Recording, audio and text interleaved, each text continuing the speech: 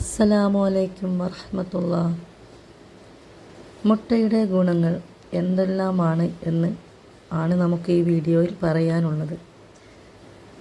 നബി സല്ലല്ലാഹു അലൈഹി വസല്ലമ നിർദ്ദേശിച്ച കാര്യങ്ങൾ, അല്ലെങ്കിൽ ഈ മുട്ട കഴിച്ചാൽ നമുക്ക് കിട്ടുന്ന ഒരു ഉപയോഗം, അത് എന്തെല്ലാമാണ് നമുക്ക് നോക്കാം. ആരോഗ്യ സഹായിയാണ് മുട്ട എന്ന് എല്ലാവർക്കും അറിയാം. എന്നാൽ അതിൻ്റെ മഞ്ഞക്കരുവാണ് ഏറ്റവും ഔഷധയോഗ്യം. വെള്ളയും ഫലപ്രദം തന്നെ. എന്നാൽ ഒരു ഹദീസിൽ നബി സല്ലല്ലാഹു അലൈഹി വസല്ലമ പറഞ്ഞൊരു കാര്യം, മുൻകാലത്തുണ്ടായിരുന്നൊരു നബി അള്ളാഹുവിനോട് തൻ്റെ ബലഹീനതയെപ്പറ്റി ആവലാതി പറഞ്ഞപ്പോൾ അതിൻ്റെ പ്രതിവിധിയായി അദ്ദേഹത്തോട് മുട്ട ഭക്ഷിക്കാൻ ആജ്ഞയുണ്ടായി എന്നാണ്. അപ്പോൾ നമ്മൾ ചിന്തിച്ച് നോക്കൂ, എന്തെല്ലാം ഭക്ഷണങ്ങൾ നമ്മൾ കഴിച്ച് ഈ ഒരു കാലഘട്ടത്തിൽ നമ്മൾ മുന്നോട്ട് പോകുമ്പോഴും നമ്മുടെ ശരീരത്തിന് എപ്പോഴും അനുഭവപ്പെടുന്ന ഒരു കാര്യമാണ് ക്ഷീണം, തളർച്ച, ബലഹീനതക്കുറവ്, കൈകാലുകൾ തളർച്ച, വിറയൽ. അത്തരം കാര്യങ്ങൾക്കൊക്കെ ഒരു പ്രതിവിധിയാണ് ഈ മുട്ട എന്നുള്ളത്. അതുകൊണ്ട് തന്നെ ചെറു കുട്ടികളാവട്ടെ, പ്രായമുതിർന്നവരാവട്ടെ, എല്ലാവരും രാവിലെ ഒരു മുട്ടയെങ്കിലും വേവിച്ച് കഴിക്കാൻ സന്നദ്ധരാവുക.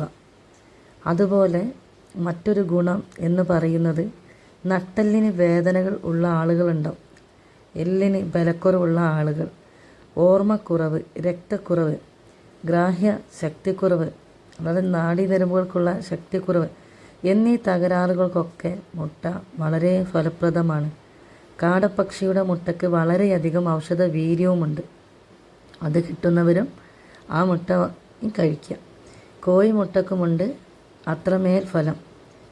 എന്നാൽ ശരീരത്തിലെ വൈറ്റമിൻ B12 കുറയുന്നത് കാരണമാണ് പല രോഗങ്ങൾക്കും ഉത്ഭവം ഉണ്ടാകുന്നത്. മുട്ടയിലാകട്ടെ പ്രസ്തുത സത്തുകൾ ധാരാളം അടങ്ങിയിട്ടുമുണ്ട്. അതുകൊണ്ട് തന്നെ അത്തരം രോഗികൾ പ്രസ്തുത സത്തുകളടങ്ങിയ മുട്ട, മത്സ്യം, ഗോതമ്പ് എന്നിവ പതിവായി കഴിക്കേണ്ടത് വളരെ അനിവാര്യമായ ഒരു കാര്യമാണ്. തന്മൂലം ശരീരത്തിൻ്റെ ബലഹീനത മാറി ശക്തിയും ചൈതന്യവും നിലവിൽ വരാൻ മുട്ടയും മത്സ്യവും ഒരുമിച്ച് നിങ്ങൾ ഒരിക്കലും ചേർത്ത് കഴിക്കരുത്. അത് പല രോഗങ്ങൾക്കും കാരണമായി ഭവിക്കുകയും ചെയ്യും. മുട്ട വേവിച്ചിട്ട് ഭക്ഷിക്കാം, ചൂടാക്കി ഭക്ഷിക്കാം. അതുപോലെ മാംസമോ മത്സ്യമോ അല്ലാത്ത മറ്റ് ഭക്ഷ്യവിഭവങ്ങൾ ചേർത്തും ഉപയോഗിക്കാം.